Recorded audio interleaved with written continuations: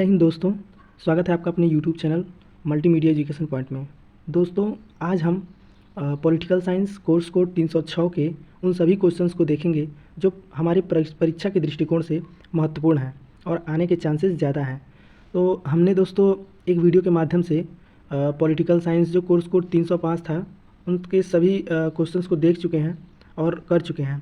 तो आज हम इस वीडियो में 306 के उन सभी क्वेश्चंस को करेंगे जो हमारे महत्वपूर्ण प्रश्न हैं।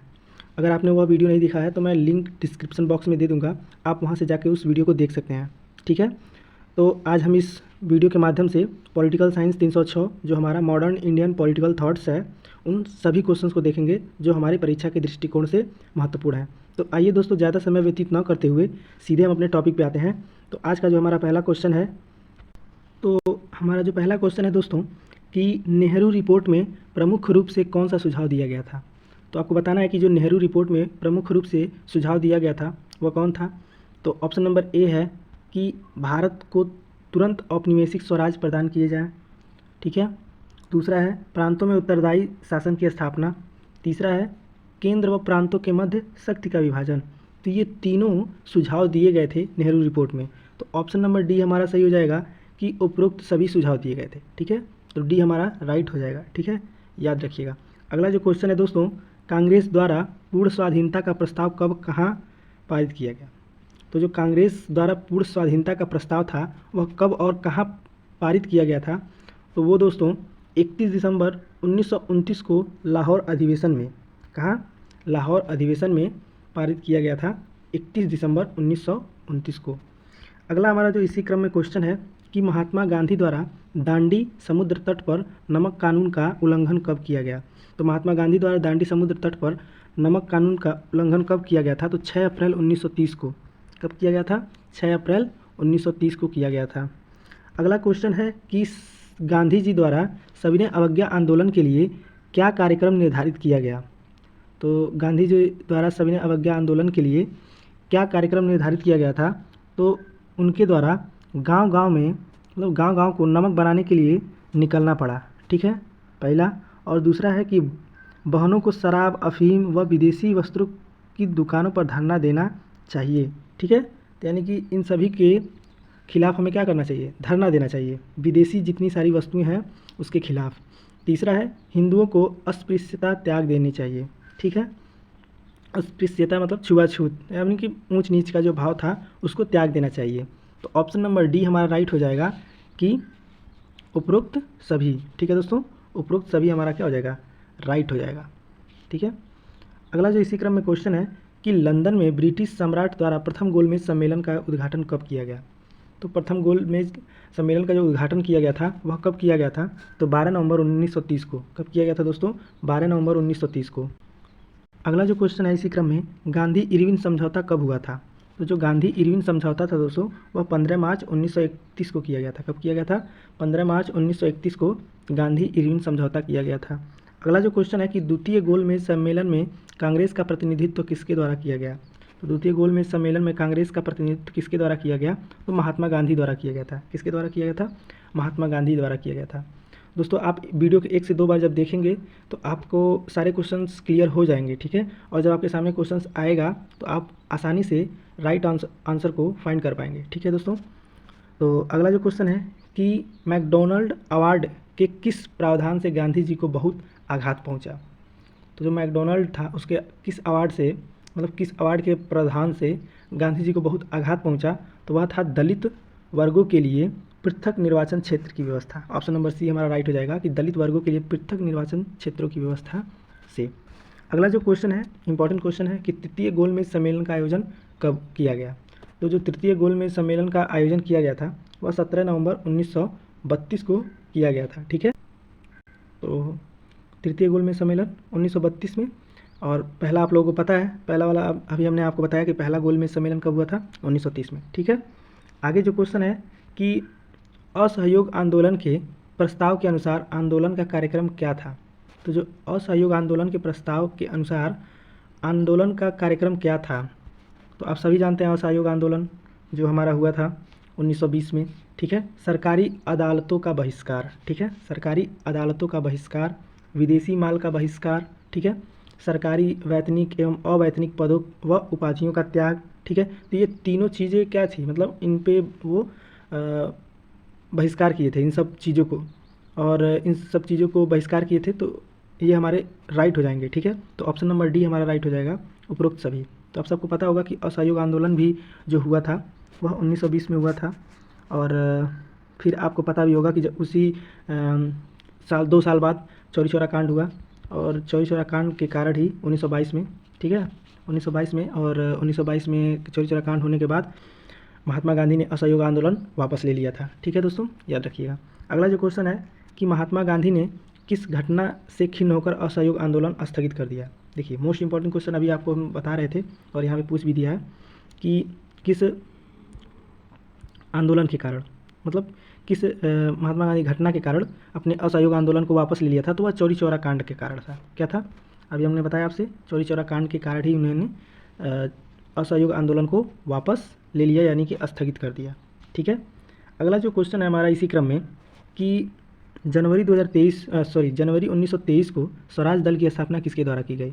तो जनवरी 1923 को स्वराज दल की स्थापना किसके द्वारा की गई थी। तो देशबंधु चित्तरंजन दास व मोतीलाल नेहरू द्वारा। किसके द्वारा, देशबंधु चित्तरंजन दास व मोतीलाल नेहरू द्वारा। अगला जो क्वेश्चन है कि स्वराज दल का कार्यक्रम क्या था। तो जो दोस्तों स्वराज दल का कार्यक्रम था वह क्या था। तो पहला है बजट को रद्द करना, ठीक है। दूसरा है नौकरशाही को शक्तिशाली बनाने वाले प्रस्तावों का विरोध करना। तीसरा है समस्त प्रभावशाली स्थानों पर अधिकार। ये तीनों का क्या था, कार्यक्रम क्या था स्वराज दल का, यह तीनों कार्य था। इसलिए हमारा ऑप्शन नंबर डी सही हो जाएगा, उपरोक्त सभी, ठीक है। अगला जो क्वेश्चन है इंपॉर्टेंट क्वेश्चन है, मोस्ट इंपॉर्टेंट क्वेश्चन है कि साइमन कमीशन भारत कब आया था। तो जो साइमन कमीशन भारत आया था वह फरवरी 1928 में आया था। कब आया था, फरवरी 1928 में साइमन कमीशन भारत आया था। 7 सदस्यीय साइमन कमीशन के कितने सदस्य भारतीय थे। तो 7 सदस्यीय साइमन कमीशन के कितने सदस्य भारतीय थे। तो एक भी सदस्य भारतीय नहीं थे, ठीक है। और यही कहीं ना कहीं यही एक कारण भी था, ये भी एक कारण था कि जैसे कि साइमन कमीशन में एक भी सदस्य भारतीय नहीं थे, ठीक है। इसीलिए साइमन कमीशन का विरोध भी किया गया था। तो 7 सदस्यीय जो साइमन कमीशन थे उसमें एक भी सदस्य क्या थे, भारतीय नहीं थे। अगला जो क्वेश्चन है कि साइमन कमीशन द्वारा कौन सी सिफारिश की गई। तो साइमन कमीशन के द्वारा द्वैध शासन की समाप्ति और प्रांतीय शासन की स्थापना। दूसरा वृहद भारतीय परिषद की स्थापना। तीसरा है संघ शासन की स्थापना। तो ऑप्शन नंबर डी हमारा सही हो जाएगा कि उपरोक्त सभी, ठीक है दोस्तों, उपरोक्त सभी राइट हो जाएगा। अगला जो क्वेश्चन है कि दोस्तों अमेरिका में गदर पार्टी की स्थापना किसके द्वारा की गई। तो जो अमेरिका में गदर पार्टी की स्थापना की गई थी वह लाला हरदयाल जी के द्वारा की गई थी, गदर पार्टी की स्थापना अमेरिका में, ठीक है। अगला जो क्वेश्चन है कि कांग्रेस के उदारवादी व उग्रवादी नेताओं में वास्तविक रूप से विभाजन किस अधिवेशन में हुआ। तो वास्तविक रूप से अगर देखा जाए तो सूरत अधिवेशन में हुआ था। किस अधिवेशन में हुआ था, सूरत अधिवेशन में, ठीक है दोस्तों। अगला जो क्वेश्चन है हमारा इसी क्रम में कि अप्रैल 1920 में दिल्ली के केंद्रीय असेंबली में बम फेंकने वाले क्रांतिकारी नेता कौन थे। तो 1920 में दिल्ली के केंद्रीय असेंबली में बम फेंकने वाले क्रांतिकारी नेता कौन थे दोस्तों। तो वह थे सरदार भगत सिंह। आप सबको पता भी होगा हमारे क्रांतिकारी सरदार भगत सिंह जी थे। अगला जो क्वेश्चन है कि क्रांतिकारी आंदोलन को तत्कालिक असफलता का कारण क्या था। तो जो क्रांतिकारी आंदोलन था उसको तत्कालिक असफलता का कारण क्या था। तो वह यह था दोस्तों केंद्रीय संगठन का अभाव, ब्रिटिश सरकार की कठोर दमन नीति, तीसरा है उच्च मध्य वर्ग की सहानुभूति का अभाव। ये तीनों कारण थे, ठीक है। तो ऑप्शन नंबर डी हमारा सही हो जाएगा, उपरोक्त सभी, ठीक है। अगला जो क्वेश्चन है कि कांग्रेस उदारवादी व उग्रवादी नेताओं में पुनः मेल कब व किस अधिवेशन में हुआ। तो जो कांग्रेस उदारवादी व उग्रवादी नेताओं में पुनः मेल कब और किस अधिवेशन में हुआ। तो 1916 के लखनऊ अधिवेशन में हुआ। किस अधिवेशन में हुआ, 1916 के लखनऊ अधिवेशन में हुआ उन दोनों का मेल, ठीक है दोस्तों। अगला जो क्वेश्चन है कि लखनऊ समझौता कब हुआ था, यानी कांग्रेस लीग समझौता जिसे हम लखनऊ समझौता कहते हैं। तो लखनऊ समझौता कब हुआ था। तो ऑप्शन नंबर सी राइट हो जाएगा, 1916 में। कब हुआ था दोस्तों, 1916 में लखनऊ समझौता हुआ था। अगला जो क्वेश्चन है कि भारत में होम रूल आंदोलन का नेतृत्व किसके द्वारा किया गया। तो भारत में होम रूल आंदोलन का जो नेतृत्व है वह श्रीमती एनी बेसेंट व लोकमान्य तिलक द्वारा किया गया था। किसके द्वारा किया गया था, श्रीमती एनी बेसेंट व लोकमान्य तिलक द्वारा। अगला जो क्वेश्चन है कि रॉलेट एक्ट का उद्देश्य क्या था। रॉलेट एक्ट का जो उद्देश्य था दोस्तों, आप सबको पता भी था कि इसके द्वारा सरकार बिना मुकदमा दायर किए किसी भी व्यक्ति को बंद कर सकती थी और इसी का विरोध भी किया था। ठीक है, कांग्रेस वालों ने, कांग्रेस पार्टी जो सदस्य थे कांग्रेस के, वो लोग इसका विरोध भी किए थे। गांधी जी भी इसके विरोध किए, इसी में वो जेल भी चले गए थे, आप सबको पता भी होगा। तो जो रॉलेट एक्ट का उद्देश्य था वह यही था कि इसके द्वारा सरकार बिना मुकदमा दायर किए किसी व्यक्ति को क्या कर सकती है, जेल में बंद कर सकती है। ठीक है, आगे जो क्वेश्चन है कि जलियांवाला वाला हत्याकांड का घटना कब हुआ। मोस्ट इंपॉर्टेंट क्वेश्चन है और परीक्षा में आने का अधिक चांस है। ठीक है, तो 13 अप्रैल 1919 को, कब, 13 अप्रैल 1919 को हुआ था। तो जो जलियांवाला हत्याकांड हुआ था वो 1919 13 अप्रैल को हुआ था। अगला जो क्वेश्चन है कि वर्नाक्यूलर प्रेस एक्ट किसके शासन में पारित किया गया। तो वर्नाक्यूलर प्रेस एक्ट जो था वह लॉर्ड लीटन, किसके, लॉर्ड लीटन के शासन में पारित किया गया था। ठीक है दोस्तों, लॉर्ड लीटन, ठीक है, याद रखिएगा, लॉर्ड लीटन। अगला है कि पूना सार्वजनिक सभा की स्थापना किसके द्वारा की गई। तो जो पूना सार्वजनिक सभा की स्थापना की गई थी वह महादेव गोविंद रानाडे के द्वारा की गई थी। किसके द्वारा, महागोविंद रानाडे जी के द्वारा किया गया था पूना सार्वजनिक सभा की स्थापना। अगला क्वेश्चन है दोस्तों, यंग इंडिया के लेखक कौन है। तो जो यंग इंडिया के लेखक हैं दोस्तों वह हैं लाला लाजपत राय। कौन है, लाला लाजपत राय यंग इंडिया के लेखक हैं। अगला है कि इल्बर्ट विधेयक किस वायसराय के काल में पेश किया गया था। तो इल्बर्ट विधेयक किस वायसराय काल में पेश किया गया था। तो लॉर्ड रिपन के काल में पेश किया गया था। अगला जो क्वेश्चन है दोस्तों, आज़ाद हिंद फौज का गठन किसके द्वारा किया गया। मोस्ट इंपॉर्टेंट क्वेश्चन है कि आज़ाद हिंद फौज का जो गठन किया गया था वह सुभाष चंद्र बोस जी के द्वारा किया गया था। किसके द्वारा किया गया था, सुभाष चंद्र बोस जी के द्वारा आज़ाद हिंद फौज का गठन किया गया था। ब्रिटिश इंडिया सोसाइटी की स्थापना किसके द्वारा की गई थी। तो जो ब्रिटिश इंडिया सोसाइटी की स्थापना जो किया गया था वो दादा भाई नौरोजी के, ठीक है, द्वारा किया गया था और ये हम great old man of India के नाम से भी जाने जाते हैं। ठीक है, दादा भाई नौरोजी, इनकी एक पुस्तक भी है जो, तो इनकी जो एक बुक भी है, बहुत फेमस बुक है कि जो नाम है उसका the poverty and on British rule in India, poverty and on British rule in India, इनकी बहुत फेमस बुक है। ठीक है, दादा भाई नौरोजी की। अगला जो क्वेश्चन है इसी में कि भारत सेवक समाज के संस्थापक कौन थे। तो जो भारत सेवक समाज के संस्थापक थे वह थे दोस्तों गोपाल कृष्ण गोखले। कौन थे, गोपाल कृष्ण गोखले जो थे वह भारत सेवक समाज के संस्थापक थे। अगला जो क्वेश्चन है दोस्तों, भारत में उग्र राष्ट्रीयता के उदय का कारण क्या था।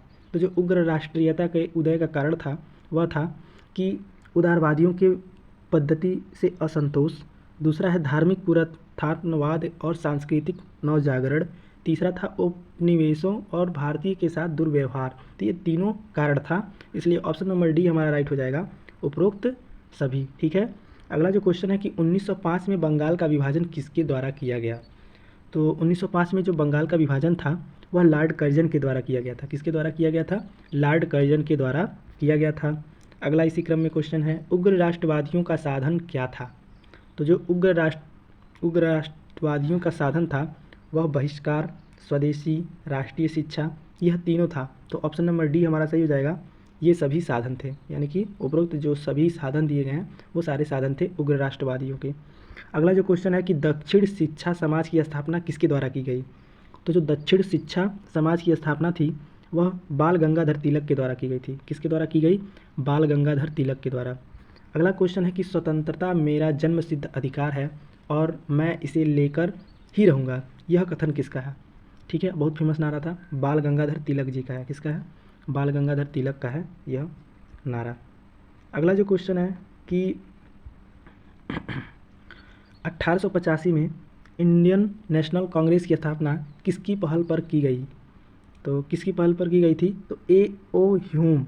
ठीक है, आप सबको पता भी होगा, जो 1885 में इंडियन नेशनल कांग्रेस की स्थापना की गई थी तो A.O. ह्यूम के अनुसार ही किया गया था। अगला जो क्वेश्चन है कि भारतीय राष्ट्रीय कांग्रेस का प्रथम अधिवेशन कब और कहाँ हुआ था। ठीक है तो जो प्रथम अधिवेशन था कांग्रेस का, भारतीय राष्ट्रीय कांग्रेस का, वह 28 दिसंबर 1885 को मुंबई में हुआ। कहाँ हुआ, मुंबई में हुआ था 18 दिसंबर 1885 में। ठीक है, मुंबई में, याद रखिएगा। अगला क्वेश्चन है कि कांग्रेस के प्रथम अधिवेशन की अध्यक्षता किसके द्वारा की गई। तो जो कांग्रेस की प्रथम अधिवेशन की अध्यक्षता की गई थी वो वोमेश चंद्र बनर्जी के द्वारा की गई थी। किसके द्वारा की गई थी? वोमेश चंद्र बनर्जी। अगला जो क्वेश्चन है दोस्तों, आर्य समाज के संस्थापक कौन थे? तो जो आर्य समाज के संस्थापक थे वो स्वामी दयानंद सरस्वती थे। कौन थे? स्वामी दयानंद सरस्वती जी आर्य समाज के संस्थापक थे। अगला जो क्वेश्चन है दोस्तों, राजा राम मोहन राय द्वारा किसकी स्थापना की गई? तो जो राजा राम मोहन राय द्वारा स्थापना किया गया था वह ब्रह्म समाज की स्थापना किया गया था। किसका समाज? ब्रह्म समाज की स्थापना राजा राम मोहन राय द्वारा किया गया था।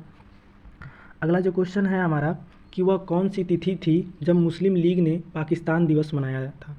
तो वह कौन सी मतलब दिन था जब मुस्लिम लीग ने पाकिस्तान दिवस मनाया था? तो 23 मार्च 1943। कौन सा था डेट? 23 मार्च 1943 को मनाया था। अगला क्वेश्चन है कि मुस्लिम लीग के लाहौर अधिवेशन 1940 की अध्यक्षता किसने की थी? तो मोहम्मद अली जिन्ना ने की थी। किसने किया था? मोहम्मद अली जिन्ना ने किया था। अगला जो क्वेश्चन है हमारा दोस्तों इसी क्रम में, 1927 की बटलर कमेटी का उद्देश्य था। तो जो 1927 की बटलर कमेटी का उद्देश्य था वह भारत सरकार तथा देशी राज्यों के मध्य संबंध को सुधारने का था। क्या था? भारत सरकार और देशी राज्यों के संबंध को सुधारने का उद्देश्य था। अगला क्वेश्चन दोस्तों, ऑल इंडिया टेस्ट पीपुल्स कॉन्फ्रेंस का गठन कब हुआ? तो 1927 में हुआ था। कब हुआ था? 1927 में all India states people's conference 1927 में हुआ था। अगला जो क्वेश्चन है दोस्तों, निम्नलिखित में से कौन 1939 में Bharat Prajamandal all India states people's conference के अध्यक्ष थे? तो 1939 में जो इसके अध्यक्ष थे वह कौन थे? तो वह थे दोस्तों जवाहरलाल नेहरू। कौन थे? जवाहरलाल नेहरू थे। अगला जो क्वेश्चन है कि भारतीय संघ में रजवाड़ों का विलय अधिकाधिक किस वर्ष हुआ? तो रजवाड़ों का जो विलय था वह अधिकाधिक किस वर्ष हुआ था? तो 1947 में। कब हुआ था? 1947 में। अगला क्वेश्चन है दोस्तों, राज्यों का विलय किसके नेतृत्व में हुआ था? तो सरदार पटेल के। किसके? सरदार पटेल के नेतृत्व में हुआ था राज्यों का विलय। अगला जो क्वेश्चन है दोस्तों, अन्य रजवाड़ों के भारत में विलय के बाद किन 3 राज्यों ने भारत में शामिल होना विलंबित किया? तो 3 वह राज्य कौन कौन थे? तो वह था जूनागढ़, हैदराबाद, जम्मू कश्मीर। कौन कौन? जूनागढ़, हैदराबाद, जम्मू कश्मीर थे। अगला जो क्वेश्चन है दोस्तों, जम्मू एवं कश्मीर भारत का अभिन्न अंग कब बना? तो जम्मू एवं कश्मीर भारत का अभिन्न अंग 26 अक्टूबर 1947 को बना। कब बना? 26 अक्टूबर 1947 को बना। अगला जो क्वेश्चन है कि निम्नलिखित में से किस रियासत को भारत में शामिल करने के लिए भारतीय सेना द्वारा ऑपरेशन पोलो कैटरपिलर चलाया? तो हैदराबाद। किस ऑपरेशन? तो हैदराबाद। ठीक है। अगला जो क्वेश्चन है कि निम्नलिखित में से किसने सर्वप्रथम भारत में एक पृथक मुस्लिम राज्य का प्रस्ताव रखा था? तो मोहम्मद इकबाल ने। किसने? मोहम्मद इकबाल ने रखा था। अगला जो क्वेश्चन है दोस्तों, पाकिस्तान शब्द को सर्वप्रथम किसने गढ़ा था? तो जो पाकिस्तान शब्द का सर्वप्रथम गढ़ा था वह थे चौधरी रहमत अली। कौन थे? चौधरी रहमत अली जी ने पाकिस्तान शब्द को गढ़ा था। अगला जो क्वेश्चन है कि पाकिस्तान के अलग राज्य आंदोलन का नेतृत्व किसने किया? तो मोहम्मद अली जिन्ना ने किया था। किसने किया था? मोहम्मद अली जिन्ना ने। अगला जो क्वेश्चन है कि निम्नलिखित में से किसने मोहम्मद अली जिन्ना को हिंदू मुस्लिम एकता का दूत कहा था? तो सरोजनी नायडू जी ने कहा था। किसने कहा था? सरोजनी नायडू जी ने कहा था उनको। प्रथम हमारा राज्यपाल हैं महिला राज्यपाल, प्रथम महिला राज्यपाल हैं सरोजनी नायडू। ठीक है। तो मोहम्मद अली को मतलब मोहम्मद अली जिन्ना को इन्होंने क्या कहा था? हिंदू मुस्लिम एकता का दूत। ठीक है। अगला जो क्वेश्चन है कि नेहरू एक राष्ट्रभक्त हैं जबकि जिन्ना एक राजनीतिज्ञ हैं, व्यक्त किया गया था। तो यह कथन किसके द्वारा व्यक्त किया गया था? तो यह सर मोहम्मद इकबाल द्वारा। किसके द्वारा? सर मोहम्मद इकबाल द्वारा यह व्यक्त किया गया था, कथन कहा गया था कि नेहरू एक राष्ट्रभक्त हैं जबकि जिन्ना एक राजनीतिज्ञ है। ठीक है। अगला जो क्वेश्चन है, नाउ आर नेवर पैम्फलेट किसने लिखा था? तो नाउ आर नेवर यह रहम अली ने लिखा था। किसने? रहमत अली ने लिखा था। अगला जो क्वेश्चन है, मुस्लिम लीग द्वारा पाकिस्तान की स्थापना की मांग वाला प्रस्ताव पारित किया गया था तो 1940 में। कब? 1940 में मांग किया गया था। अगला जो क्वेश्चन है दोस्तों, मुस्लिम लीग द्वारा पाकिस्तान का प्रस्ताव पारित किया गया था तो 1940 में। आप सबको पता है, रिपीट हो गया क्वेश्चन। अगला जो क्वेश्चन है कि वर्ष 1940 में मुस्लिम लीग के अधिवेशन में पाकिस्तान का सृजन का प्रस्ताव किसने रखा था? तो जो यह प्रस्ताव रखा था या किसने रखा था? तो वह था खुली कुजमा। कौन था? खुली कुज्जमाम, खुली कुज्जमाम। अगला जो क्वेश्चन है दोस्तों, पाकिस्तान प्रस्ताव की रूपरेखा किसने तैयार की? तो जो पाकिस्तान की रूपरेखा थी वह सिकंदर हयात खान ने पाकिस्तान की जो रूपरेखा थी वह तैयार की थी। अगला जो क्वेश्चन है कि मुस्लिम लीग का वार्षिक अधिवेशन जिसमें जिन्ना को 2 राष्ट्र के सिद्धांत को मान्यता दी गई थी वह हुआ, तो कहाँ हुआ? तो लाहौर में। कहाँ हुआ था दोस्तों? लाहौर में हुआ था। अगला जो क्वेश्चन है कि किस पुस्तक ने इंग्लैंड में सावरकर को युवा क्रांतिकारियों का हृदय सम्राट बना दिया? तो किस पुस्तक ने? तो वह पुस्तक थी दोस्तों the war of Indian independent. ठीक है, the war of Indian independent पुस्तक थी। अगला जो क्वेश्चन है कि हिंदू राष्ट्र की राजनीतिक विचारधारा विकसित करने का बहुत बड़ा श्रेय सावरकर को जाता है। विनय सावरकर ने हिंदुत्व की अवधारणा का प्रतिपादन किया, तो कब किया था? वह 1923 में किया था। कब किया था? 1923 में उन्होंने जो अवधारणा थी हिंदू की प्रतिपादन किया था। अगला जो क्वेश्चन है दोस्तों, विनायक दामोदर सावरकर ने भारत छोड़ो आंदोलन का विरोध किया और नाम क्या दिया? तो जो आंदोलन के द्वारा उन्होंने जो विरोध किया और क्या नाम दिया, तो वह आंदोलन का नाम था दोस्तों भारत छोड़ो सेना रखो। क्या है? भारत छोड़ो सेना रखो। अगला जो क्वेश्चन है दोस्तों, विनय दामोदर सावरकर किस राजनीतिक पार्टी से संबंधित थे? तो वह किस राजनीतिक पार्टी से संबंधित थे? तो अखिल भारतीय हिंदू महासभा। कौन थी? अखिल भारतीय हिंदू महासभा पार्टी से संबंधित थे। अगला जो क्वेश्चन है कि विनायक दामोदर सावरकर ने किसको अपना राजनीतिक गुरु माना? तो बाल गंगाधर तिलक को। बाल गंगाधर तिलक को उन्होंने अपना राजनीतिक गुरु माना। अगला क्वेश्चन है दोस्तों, विनायक दामोदर सावरकर ने लाइव इंडिया सोसाइटी की स्थापना कहाँ पर की थी? लंदन में। कहाँ पर की थी दोस्तों? लंदन में उन्होंने इसकी स्थापना की थी। अगला जो क्वेश्चन कि विनायक दामोदर सावरकर के अनुसार हिंदुत्व के 3 लक्षण बताए गए हैं, जिसमें से कौन सा शामिल है? तो आपको बताना है जिसमें से कौन सा शामिल है। तो वह ये है दोस्तों, तो हमारा दोस्तों उसमें जो शामिल किया गया था राष्ट्र या प्रादेशिक एकता, जाति एवं रक्त संबंध, संस्कृति, तो ये तीनों शामिल किए गए थे। तो हमारा ऑप्शन नंबर डी सही हो जाएगा कि उपरोक्त सभी। ऑप्शन नंबर डी उपरोक्त सभी हमारे क्या हो जाएगा? सही हो जाएंगे। अगला जो क्वेश्चन है दोस्तों, सावरकर के गिरफ्तारी को लेकर किन देशों के बीच विवाद हुआ?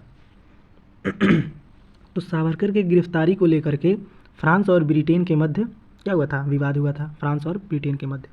अगला है चिट्ठी के बावजूद सावरकर ने गजह किसे छोड़ा जाया था? तो गणेश सावरकर। ठीक है, चिट्ठी के बावजूद सावरकर के गजह किससे छोड़ा जाया था? तो वो थे गणेश सावरकर। कौन थे? गणेश सावरकर। अगला जो क्वेश्चन है दोस्तों, विनायक दामोदर सावरकर किस वर्ष में उन्होंने अभिनव भारत नामक एक क्रांतिकारी संगठन की स्थापना की? तो 1904 में की थी। किसमें? 1904 में। अगला जो क्वेश्चन है दोस्तों, विनायक दामोदर सावरकर, ठीक है, के बारे में कौन सा सत्य है इसमें से आपको बताना है। तो पहला है कि भारतीय ऐतिहासिक के प्रथम कोटि के क्रांतिकारी थे, तो सही बात है। दूसरा है कि न्याय के लिए अहिंसा को भी उचित मानते थे, ये भी सही है। शक्तिशाली हिंदू राष्ट्र का निर्माण करना चाहते थे, ये भी सही है। ये जो तीनों अवधारणाएं हैं वो विनायक दामोदर सावरकर के प्रति सत्य हैं, इसलिए हमारा ऑप्शन नंबर डी सही हो जाएगा, उपरोक्त सभी। ठीक है दोस्तों, याद रखिएगा। अगला जो क्वेश्चन है कि विनायक दामोदर सावरकर ने कब इंडिया हाउस में 1857 की क्रांति की अर्धशताब्दी मनाने का निश्चय किया?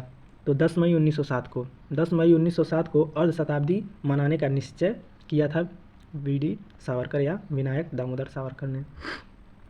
विनायक दामोदर सावरकर ने 1857 की क्रांति पर किसमें एक पुस्तक प्रकाशित की और इसे आज़ादी की पहली लड़ाई बताया गया? तो वह किस भाषा में था? तो मराठी भाषा में था। किस भाषा में था? मराठी भाषा में था। अगला जो क्वेश्चन है कि वीडी सावरकर ने ऐसे व्यक्ति थे, मतलब वह कैसे व्यक्ति थे जिन्होंने 1857 के गदर को गदर न कहकर भारत का प्रथम स्वतंत्रता संग्राम की संज्ञा दी? तो वह थे प्रथम। कौन थे? प्रथम। ठीक है दोस्तों। अगला जो क्वेश्चन है इसी क्रम में कि वीडी सावरकर ऐसे क्रांतिकारी लेखक थे जिनकी पुस्तक यानी जिनकी जो पुस्तक थी वह प्रकाशन से पूर्व ही ब्रिटिश सरकार द्वारा जब्त कर ली गई थी। उनकी पुस्तक जो थी वो अभी प्रकाशित नहीं हुई थी, तभी सरकार द्वारा क्या हुआ था? जब्त कर लिया गया था। तो वह पुस्तक कौन थी? तो the war of Indian independent. ठीक है, the war of Indian independent. अगला जो क्वेश्चन है दोस्तों कि वीडी सावरकर की पुस्तक the war of Indian independent 1857 Bharat पहुंचने के संबंध में असत्य क्या है। ठीक है, तो उसमें से जो असत्य है दोस्तों वह यह है कि इसकी कई रूपों में आलोचना का सामना करना पड़ा। इसकी जो कई मुद्दों से, कई चीज़ों से आलोचना का सामना करना पड़ा था उनकी पुस्तक। अगला जो क्वेश्चन है इसी क्रम में कि वीडी सावरकर का पूरा नाम क्या था। तो वीडी सावरकर का पूरा नाम था क्या था, अभी हम लोग पीछे कई बार उनके नाम को रिपीट करते हुए पढ़ते हुए आए हैं, विनायक दामोदर सावरकर। क्या था, विनायक दामोदर सावरकर। अगला जो क्वेश्चन है दोस्तों कि वीर सावरकर यानी कि वीडी सावरकर ने किस शब्द को लोकप्रिय बनाया। तो हिंदी शब्द को उन्होंने लोकप्रिय बनाया। किस शब्द को, हिंदी शब्द को उन्होंने लोकप्रिय बनाया। यूनाइटेड किंगडम में सावरकर के किन संगठनों से जुड़े गए थे। Free India society. किस संगठन, फ्री इंडिया सोसाइटी। अगला जो क्वेश्चन है दोस्तों, भारत वापसी पर सावरकर कहाँ शरण लेने की कोशिश की। तो भारत वापसी पर सावरकर ने फ्रांस शरण लेने की कोशिश की। अगला जो क्वेश्चन है कि कांग्रेस ने ब्रिटिश के सामने क्या प्रस्ताव रखा। ठीक है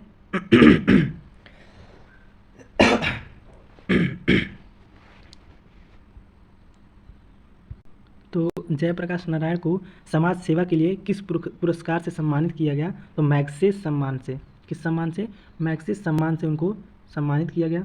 अगला जो क्वेश्चन है कि जयप्रकाश नारायण के अनुसार देश का भविष्य किसके हाथों में है। तो नई पीढ़ी के हाथों में है। उनके अनुसार यह बताया गया कि जो देश का भविष्य है वह नई पीढ़ी के हाथों में है। अगला जो क्वेश्चन है दोस्तों, संपूर्ण क्रांति का नारा किसने दिया। तो जयप्रकाश नारायण ने दिया था। किसने दिया था, जयप्रकाश नारायण ने संपूर्ण क्रांति का नारा दिया था। अगला जो क्वेश्चन है कि जयप्रकाश नारायण को किसका दलाल कहा गया। तो जयप्रकाश नारायण को दोस्तों अमेरिका का दलाल कहा गया। किसका दलाल कहा गया, अमेरिका का दलाल कहा गया। अगला जो क्वेश्चन है कि जयप्रकाश नारायण के स्वास्थ्य पर निगरानी रखने वाला डॉक्टर कौन था। तो वह था डॉक्टर रहमान। कौन था, डॉक्टर रहमान था। ब्रेन ऑफ बॉम्बे किसे कहा जाता था। तो ब्रेन ऑफ बॉम्बे दोस्तों वो उमाशंकर दीक्षित को, किसे कहा जाता था, उमाशंकर दीक्षित को ब्रेन ऑफ बॉम्बे कहा जाता था। अगला जो क्वेश्चन है दोस्तों, जयप्रकाश नारायण ने आईएससी की परीक्षा कहाँ से पास की।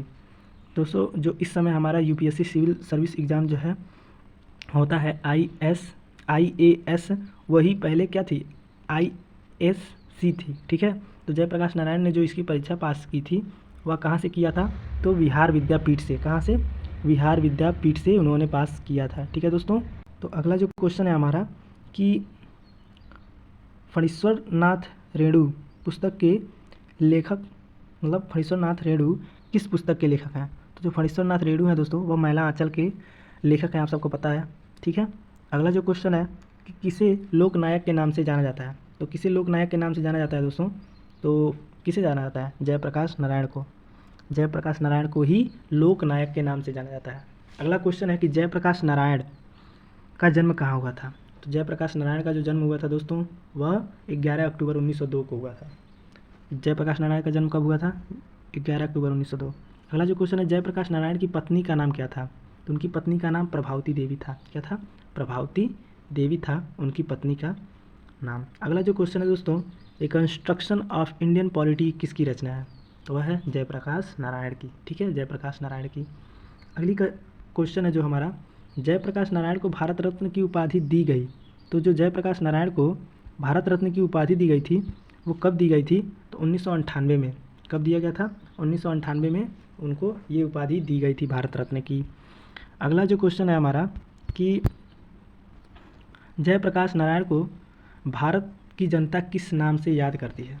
तो भारत की जो जनता है जयप्रकाश नारायण को लोकनायक के नाम से याद करती है। किस नाम से, लोकनायक के। जयप्रकाश नारायण ने संपूर्ण क्रांति वाला ऐतिहासिक भाषण कहाँ और कब दिया। तो उन्होंने जो संपूर्ण क्रांति वाला ऐतिहासिक भाषण कब और कहाँ दिया था। तो उन्होंने जो यह भाषण दिया था, तो उन्होंने दोस्तों ये भाषण जो है वह 5 जून 1974 को दिया था, पटना में। कहाँ दिया था, पटना में। इन्होंने पटना में यह भाषण दिया था 5 जून को। ठीक है, 5 जून और 1974 को। ठीक है, याद रखिएगा, 5 जून 1974 को इन्होंने पटना में यह भाषण दिया था। अगला जो क्वेश्चन है कि कि निम्नांकित में से कौन सी रहती मानवेंद्र नाथ राय की नहीं है। तो इसमें से जो आपको बताना है कौन सी जो है वो मानवेंद्र नाथ राय की नहीं है, तो वह है the problem of the rupee. जो the problem of the rupee है वह मानवेंद्र नाथ राय की नहीं है। अगला जो क्वेश्चन है दोस्तों, निम्नलिखित में से कौन सा एम.एन. राय के नव मानववाद का लक्षण नहीं है। तो वह है दोस्तों मानव का स्वतंत्रता के प्रति उत्कृष्ट आग्रह। ठीक है। अगला जो क्वेश्चन है कि राय ने गांधी के चरखे के अर्थशास्त्र पर क्या टिप्पणी की थी। चरखे के अर्थशास्त्र पर राय ने क्या टिप्पणी लिखी थी। तो प्रतिगामी अर्थशास्त्र। क्या लिखी थी? प्रतिगामी अर्थशास्त्र। अगला जो क्वेश्चन है कि राय का बुनियादी लोकतंत्र आधारित है। तो जो राय का बुनियादी लोकतंत्र है वह किस पे आधारित है। तो वह सत्ता के विकेंद्रीकरण पर। ठीक है, सत्ता के विकेंद्रीकरण पर स्थापित है। अगला क्वेश्चन है कि राजनीतिक दर्शन पॉलिटिकल फिलॉसफी को राय का सर्वाधिक महत्वपूर्ण योगदान है। तो वह है नवमानववाद। किस पे? नवमानववाद। ठीक है, ऑप्शन नंबर ए। अगला जो क्वेश्चन है मानवेंद्र नाथ राय का निधन कहाँ व किस तिथि को हुआ था। तो मानवेंद्र राय का निधन 25 जनवरी 1954 को देहरादून में हुआ था। कहाँ हुआ था? 25 जनवरी 1954 को देहरादून में हुआ था। अगला क्वेश्चन है निम्न में से किसने मानवेंद्र नाथ राय को पूर्वी क्रांति का चिन्ह कहकर सम्मानित किया। तो पूर्वी क्रांति का चिन्ह कहकर किसने सम्मानित किया था। तो लेनिन ने। किसने दोस्तों? लेनिन ने। अगला क्वेश्चन है भारतीय मजदूर संघ नामक संस्था की स्थापना किसने की थी। तो भारतीय मजदूर संघ नामक स्थापना जो किया था संस्था का वो एम.एन. राय ने किया था। किसने किया था? एम.एन. राय ने। अगला क्वेश्चन है दल विहीन लोकतंत्र किसके मूल उद्देश्य में है। तो दल विहीन मार्क्सवाद तथा लेनिनवाद। ठीक है, इनके मूल उद्देश्य में है। अगला क्वेश्चन है जयप्रकाश नारायण के बचपन का नाम क्या था। तो बाउल था। क्या था दोस्तों? बाउल उनके बचपन का नाम था जयप्रकाश नारायण के। अगला हमारा क्वेश्चन है कि संविधान सभा के विचार का औपचारिक रूप से प्रतिपादन किसके द्वारा किया गया। तो जो औपचारिक रूप से प्रतिपादन किया गया था वो एम.एन. राय के द्वारा किया गया था। ठीक है दोस्तों। और अगला क्वेश्चन है कि मानवेंद्र नाथ राय का जन्म कब हुआ। तो जो मानवेंद्र नाथ राय का जन्म हुआ था 6 फरवरी 1886 को। कब? 6 फरवरी 1886 को मानवेंद्र राय का जन्म हुआ था। अगला क्वेश्चन है कि मानवेंद्र नाथ का मूल नाम क्या था। तो मानवेंद्र नाथ का जो मूल नाम था वो नरेंद्र नाथ था। क्या था? नरेंद्र नाथ था मानवेंद्र नाथ का मूल नाम। अगला क्वेश्चन है मानवेंद्र नाथ ने 1940 में किस दल की स्थापना की थी। तो उन्होंने रेडिकल डेमोक्रेटिक पार्टी। ठीक है दोस्तों, रेडिकल डेमोक्रेटिक पार्टी की स्थापना मानवेंद्र नाथ ने 1940 में किया था। अगला क्वेश्चन है मानवेंद्र नाथ ने 1937 में कौन से साप्ताहिक पत्र का प्रकाशन किया। तो उन्होंने इंडिपेंडेंट इंडिया साप्ताहिक पत्रिका यानी पत्र का प्रकाशन किया था। अगला क्वेश्चन है दोस्तों मानवेंद्र नाथ ने किस देश में साम्यवादी दल की स्थापना की थी। तो मैक्सिको। कहाँ दोस्तों? मैक्सिको में मानवेंद्र नाथ ने साम्यवादी दल की स्थापना की। अगला क्वेश्चन है हमारा मानवेंद्र नाथ राय के संपूर्ण चिंतन का सर्वाधिक महत्वपूर्ण तत्व कौन सा है। तो संपूर्ण चिंतन का सर्वाधिक महत्वपूर्ण तत्व कौन सा है। तो पहला है मौलिक मानववाद, नवीन मानववाद, वैज्ञानिक मानववाद। तो ऑप्शन नंबर डी हमारा सही जाएगा, उपरोक्त सभी। ठीक है। अगला जो क्वेश्चन है मानवेंद्र नाथ राय ने मौलिक मानववाद का प्रतिपादन प्रमुख रूप से अपने किस ग्रंथ में किया। तो न्यू ह्यूमनिज्म। ठीक है, न्यू ह्यूमनिज्म में उन्होंने इसका प्रमुख रूप से किस ग्रंथ में किया था मानवेंद्र नाथ राय ने मौलिक मानववाद का। अगला क्वेश्चन है मोस्ट इंपॉर्टेंट क्वेश्चन है मानवेंद्र नाथ राय ने स्वतंत्रता के कितने आधार स्तंभ बताए हैं। तो उन्होंने 3 आधार स्तंभ बताए हैं। किन्हें? मानवेंद्र नाथ राय ने। अगला क्वेश्चन है कि मानवेंद्र नाथ राय द्वारा स्वतंत्रता के 3 आधार स्तंभ बताए गए हैं, निम्न में से एक आधार स्तंभ नहीं है। तो आपको बताना है इसमें से कौन सा वो 3 स्तंभ हैं और एक जो है वो कौन नहीं है। तो इसमें से मानववाद, व्यक्तिवाद, विवेकावाद, ये तीनों क्या हैं? उनके तीनों स्तंभ हैं। जबकि जो बुद्धिवाद है दोस्तों ये उनका स्तंभ नहीं है। ठीक है, तो ऑप्शन नंबर बी हमारा राइट हो जाएगा। अगला क्वेश्चन है दोस्तों कि संविधान सभा में किस देशी रियासत के सदस्य ने भाग नहीं लिया। तो हैदराबाद देशी रियासत के सदस्य भाग नहीं लिया। अगला क्वेश्चन हो जाएगा कि संविधान सभा के सिद्धांत के सर्वप्रथम दर्शन स्वराज बिल में होता है। स्वराज बिल किसके निर्देशन में कब तैयार हुआ। तो बाल गंगाधर तिलक 1895 में। ठीक है, इनके निर्देशन में, बाल गंगाधर तिलक के निर्देशन में। अगला क्वेश्चन है कि भारत की संविधान निर्मात्री सभा के अध्यक्ष कौन थे? तो डॉक्टर भीमराव अम्बेडकर। कौन थे? डॉक्टर भीमराव अम्बेडकर संविधान निर्मात्री सभा के अध्यक्ष थे। अगला क्वेश्चन है कि ब्रिटिश सरकार ने संविधान सभा की स्थापना का निर्णय निम्नलिखित में से किसकी सिफारिश पर किया था? तो कैबिनेट मिशन प्रस्ताव। किसकी सिफारिश पर? कैबिनेट मिशन प्रस्ताव। अगला क्वेश्चन है कि ब्रिटिश सरकार द्वारा सर्वप्रथम किस योजना द्वारा संविधान सभा के गठन की बात की गई? तो क्रिप्स मिशन। ठीक है दोस्तों, क्रिप्स मिशन सभा के गठन की बात की गई। अगला क्वेश्चन है कि संविधान सभा में उद्देश्य प्रस्ताव पेश किया गया था। तो संविधान सभा में उद्देश्य प्रस्ताव किया गया था जवाहरलाल नेहरू ने। किसने किया था? जवाहरलाल नेहरू ने। अगला क्वेश्चन है 1922 ईस्वी में निम्नलिखित में से किसके द्वारा उद्गार व्यक्त किए गए कि भारतीय संविधान भारतीय की इच्छा अनुसार होगा? तो ये जो बात कही थी वो गांधी जी ने कहा था। किसने कहा था? गांधी जी ने। अगला जो क्वेश्चन है 1924 ईस्वी में किसके द्वारा ब्रिटिश सरकार से यह मांग की गई कि भारतीय संविधान के निर्माण के लिए संविधान सभा का गठन किया जाए?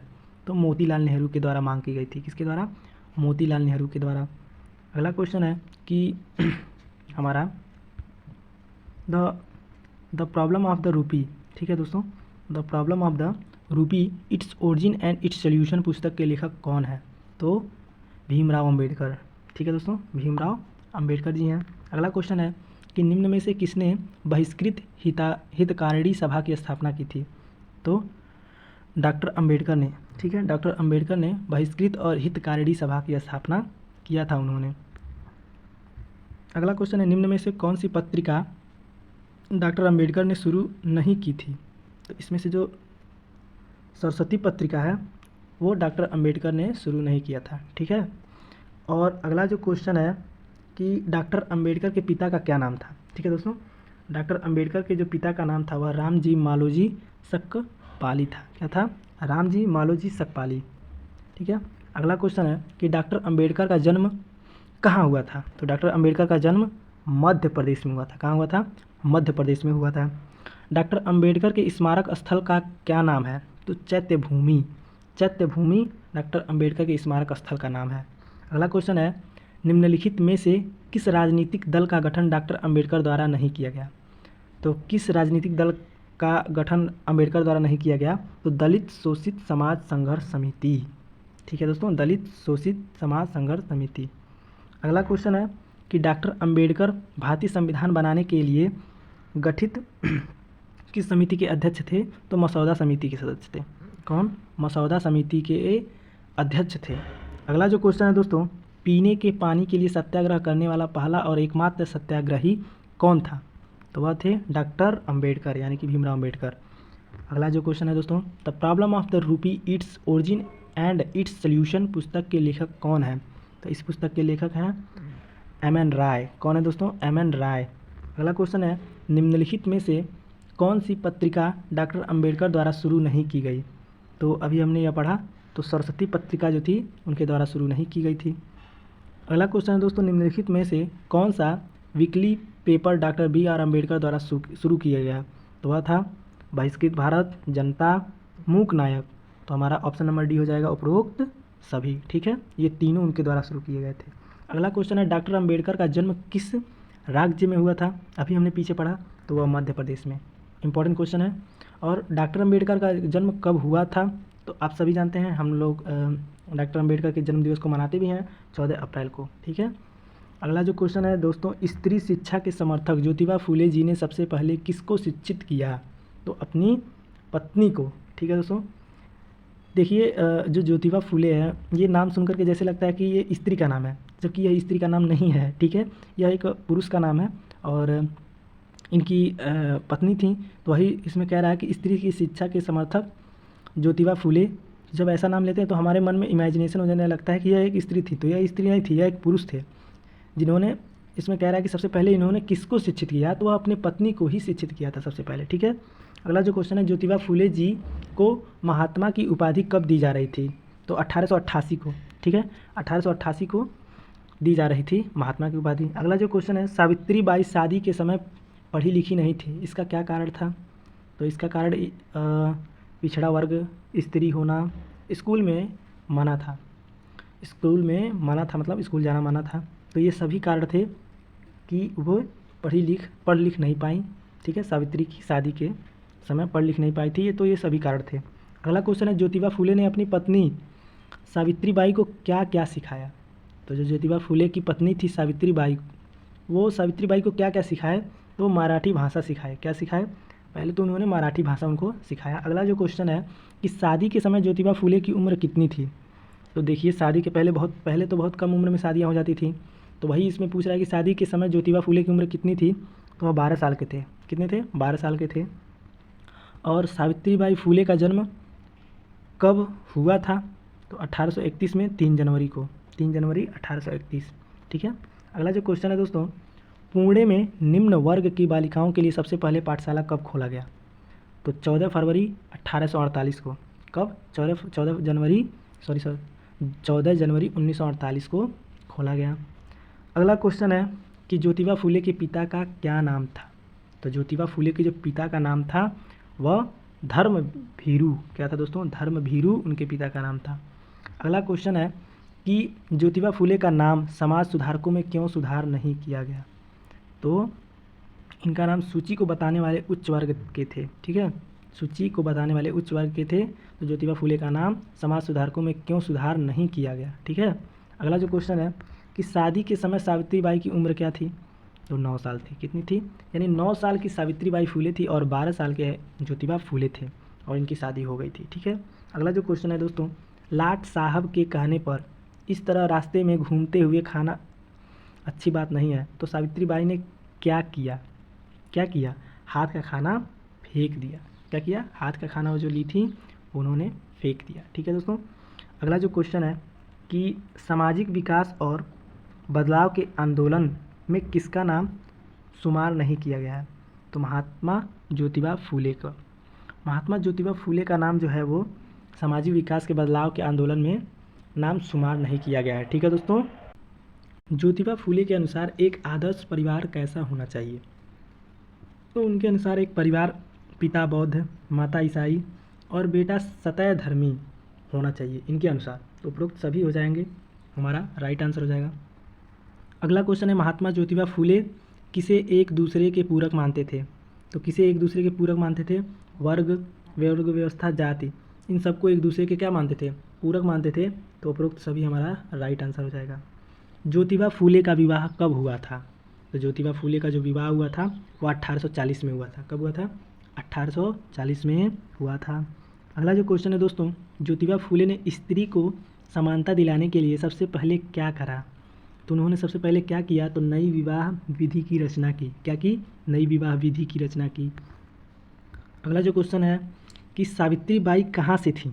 तो सावित्री बाई दोस्तों महाराष्ट्र से थी। कहाँ से थी, महाराष्ट्र से थी सावित्री बाई। अगला हमारा क्वेश्चन है कि ज्योतिबा और सावित्री बाई को अपने मिशन को पूरा करने में कितना समय लगा। तो इनको अपना मिशन पूरा करने में 50 वर्ष लग गए। कितने लग गए, 50 ईयर, यानी कि 50 वर्ष लग गए।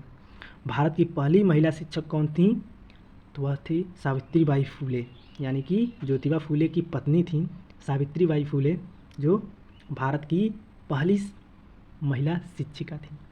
अगला जो क्वेश्चन है दोस्तों कि भारत में पहली बार महात्मा गांधी की कारावास की सज़ा कितनी थी।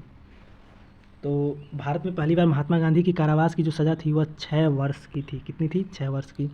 अगला है कि निम्न में से कौन सा आंदोलन गांधी जी द्वारा शुरू किया गया था।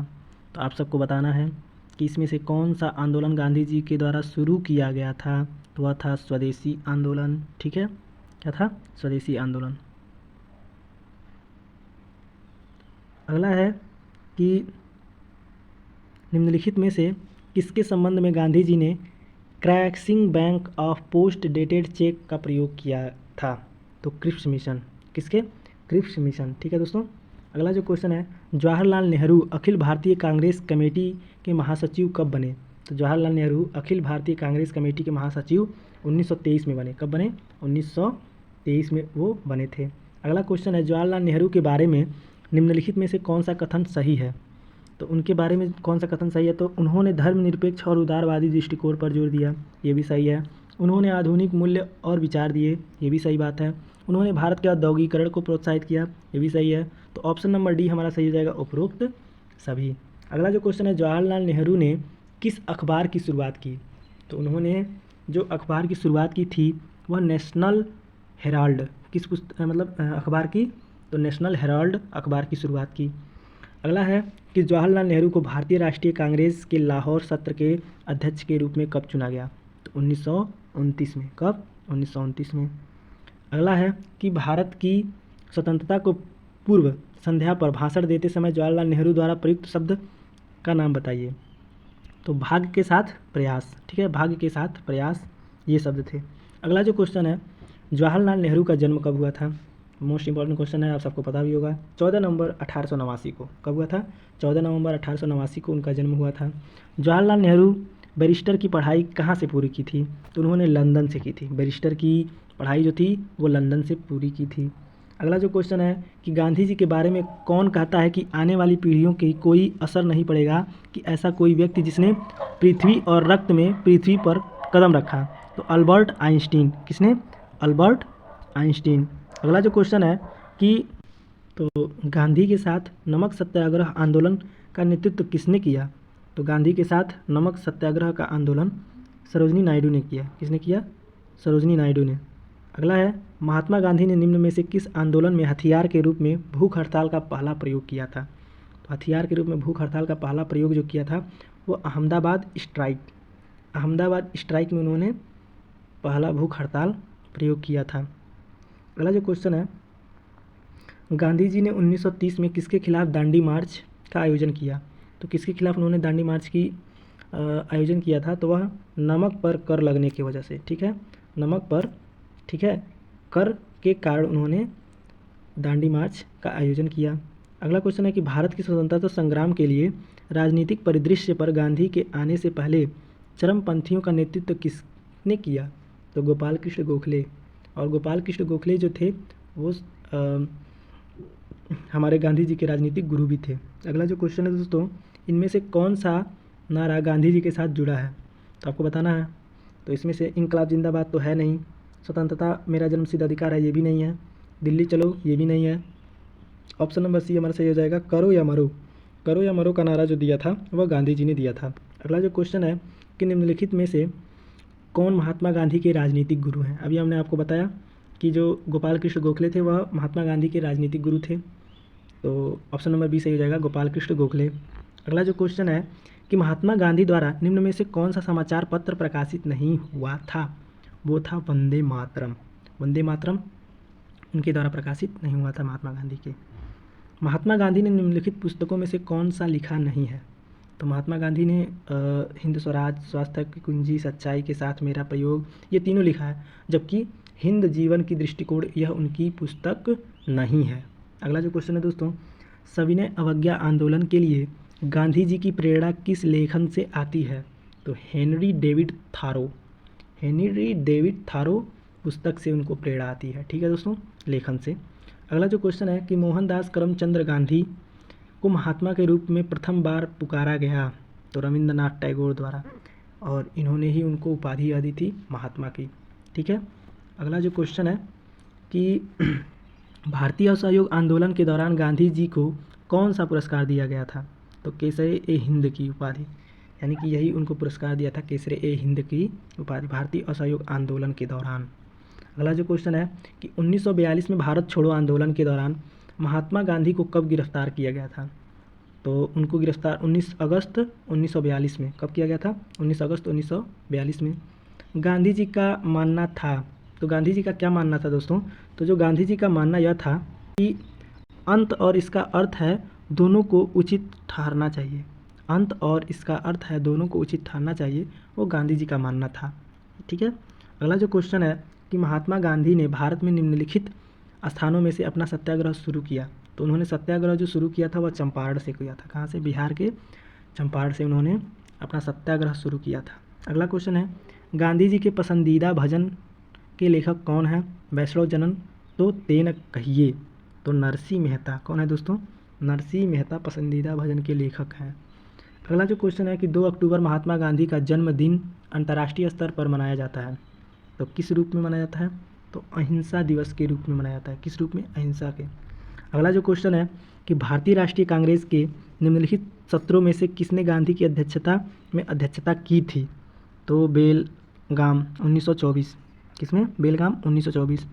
अगला क्वेश्चन है कि निम्नलिखित में से कौन सा गोलमेज सम्मेलन महात्मा गांधी ने भाग लिया था?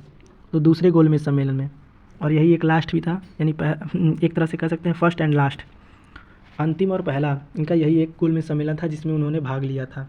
अगला जो क्वेश्चन है कि मुसलमान यदि खुश और संतुष्ट हैं तो भारत में ब्रिटिश शक्ति का महत्तम बचा होगा, यह किसने कहा? ये W हंटर ने। किसने कहा था? W हंटर ने कहा था।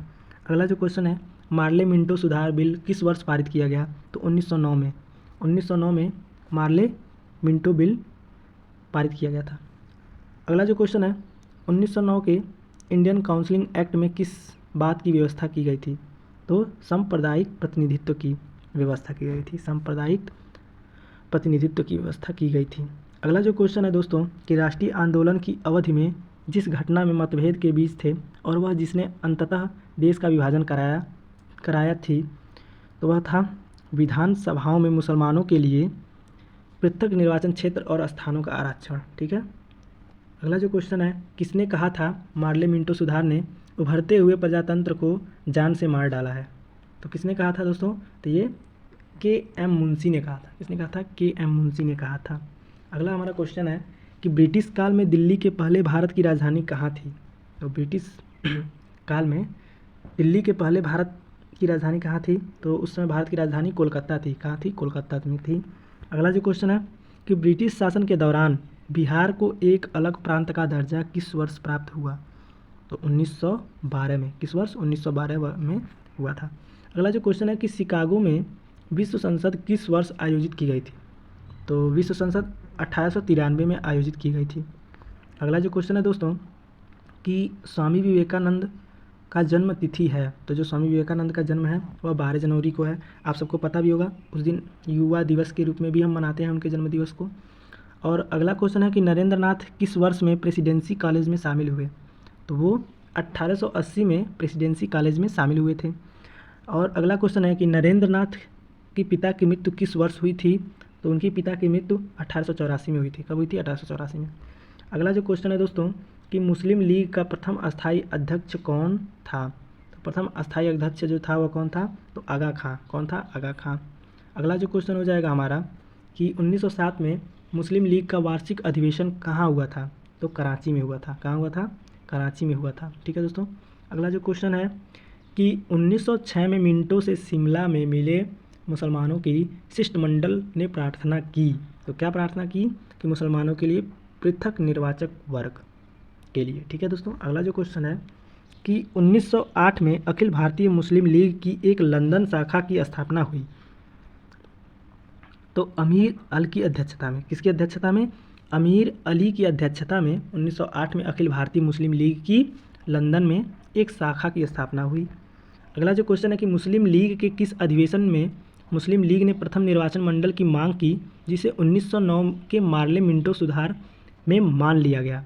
तो ऑप्शन नंबर बी राइट हो जाएगा, 1908 के अमृतसर अधिवेशन में। ठीक है, अमृतसर अधिवेशन में। अगला जो क्वेश्चन है कि कांग्रेस और मुस्लिम लीग के बीच प्रसिद्ध लखनऊ समझौता कब हुआ था? तो 1916 में हुआ था। कब हुआ था दोस्तों? 1916 में। अगला जो क्वेश्चन है कि नेशनल काउंसिलिंग ऑफ एजुकेशन की स्थापना किसने की थी? तो नेशनल काउंसिलिंग ऑफ एजुकेशन की स्थापना जो थी वो कब हुई थी?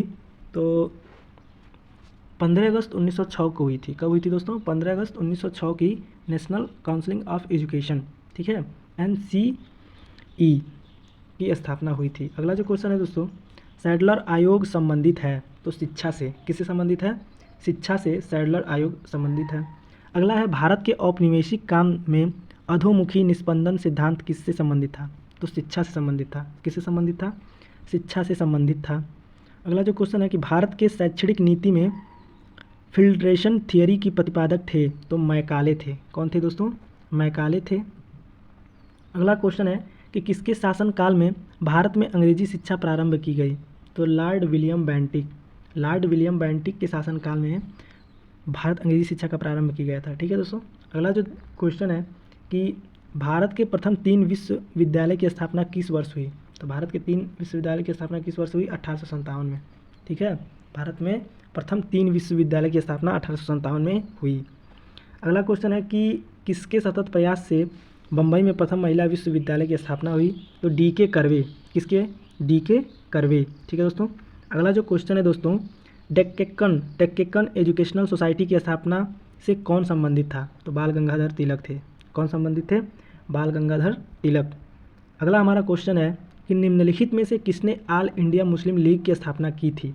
तो नवाब सलीमुल्लाह खान ने मुस्लिम लीग की स्थापना की थी, इंडियन मुस्लिम लीग। अगला जो क्वेश्चन है कि मुस्लिम लीग के संस्थापक कौन थे? तो नवाब सलीमुल्लाह। कौन थे? नवाब सलीमुल्लाह। अगला जो क्वेश्चन है 1906 में मुस्लिम लीग की स्थापना कहाँ हुई थी? तो ढाका में हुई थी। कहाँ हुई थी? ढाका में हुई थी 1906 में मुस्लिम लीग की स्थापना। अगला जो क्वेश्चन है दोस्तों कि महाभियोग के लिए किस गवर्नर जनरल पर मुकदमा चलाया गया? तो वारेन हेस्टिंग्स पर मुकदमा चलाया गया महाभियोग के लिए। अगला जो क्वेश्चन है कि तीसरा एंग्लो मराठा युद्ध किससे संबंधित है? तो तीसरा एंग्लो मराठा युद्ध लॉर्ड हेस्टिंग के संबंधित है। 1802 की, अगला जो क्वेश्चन है कि 1802 की बेसिन की संधि पर हस्ताक्षर किसके बीच हुई? तो ये जो हस्ताक्षर हुई थी दोस्तों अंग्रेज और बाजीराव द्वितीय के बीच हुआ था। और इसी में नेक्स्ट क्वेश्चन है कि भारत में अंग्रेज़ों ने प्रथम मदरसा कहाँ स्थापित किया था? तो कोलकाता में स्थापित किया था। ठीक है दोस्तों, कोलकाता में उन्होंने प्रथम मदरसा स्थापित किया था अंग्रेज़ों ने। अगला जो क्वेश्चन है कि एशियाटिक सोसाइटी ऑफ बंगाल के संस्थापक कौन थे? तो वह थे दोस्तों विलियम जॉन्स। कौन थे? विलियम जॉन्स थे। और नेक्स्ट क्वेश्चन है कि वाराणसी में प्रथम संस्कृत महाविद्यालय की स्थापना किसने की थी? तो विलियम जॉन्स ने। किसने किया था? विलियम जॉन्स ने वाराणसी में प्रथम संस्कृत महाविद्यालय की स्थापना की थी। अगला जो क्वेश्चन है कि निम्न में से किसे पेरिस की रॉयल एशियाटिक सोसाइटी की सदस्यता का प्रदान की गई? तो वहाँ के जो रॉयल सोसाइटी की सदस्यता प्रदान की गई तो माइकल मधुसूदन दत्त को। किसे? माइकल मधुसूदन दत्त को। निम्न, और अगला जो इसमें नेक्स्ट क्वेश्चन है कि निम्न में से किस अंग्रेज के सर्वप्रथम भगवत गीता का अंग्रेजी में अनुवाद किया? मोस्ट इंपॉर्टेंट क्वेश्चन है कि चार्ल्स विलिंग्स। ठीक है, चार्ल्स विलिंग्स ने भगवत गीता का अंग्रेजी में अनुवाद किया सर्वप्रथम। अगला जो क्वेश्चन है कि निम्न में से किसने कालिदास की प्रसिद्ध रचना शकुंतला का अंग्रेजी में अनुवाद किया? तो विलियम जॉन्स ने। किसने? विलियम जॉन्स ने।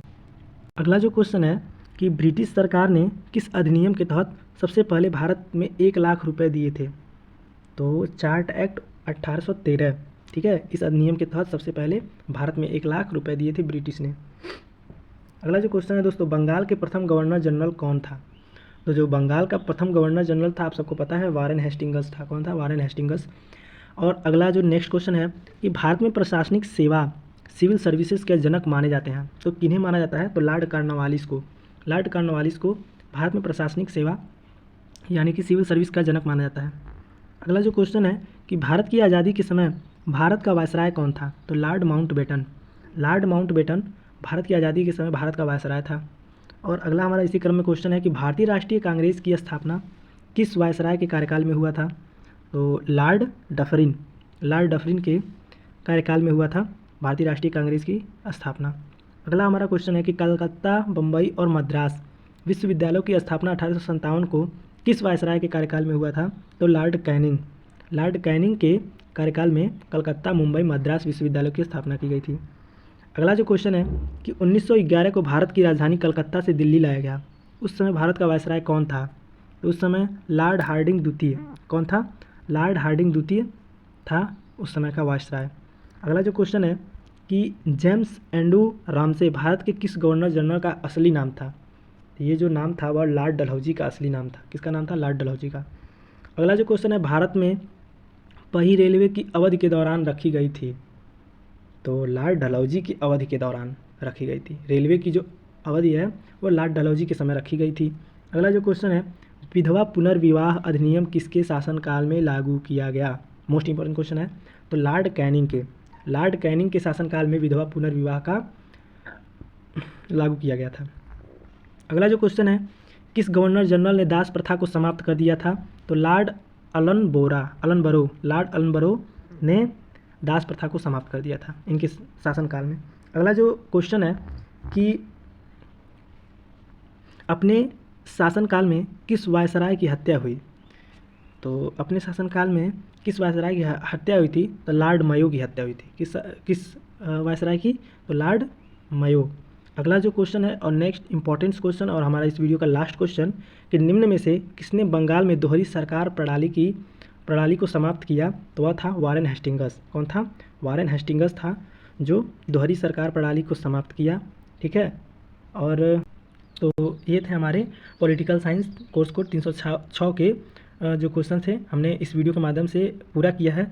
आशा करता हूँ कि आप सब कुछ समझ में आया होगा और कहीं भी कोई भी त्रुटि हुई होगी तो माफ़ कीजिएगा। फिर मिलते हैं दोस्तों अगले वीडियो में, तब तक के लिए जय हिंद जय भारत।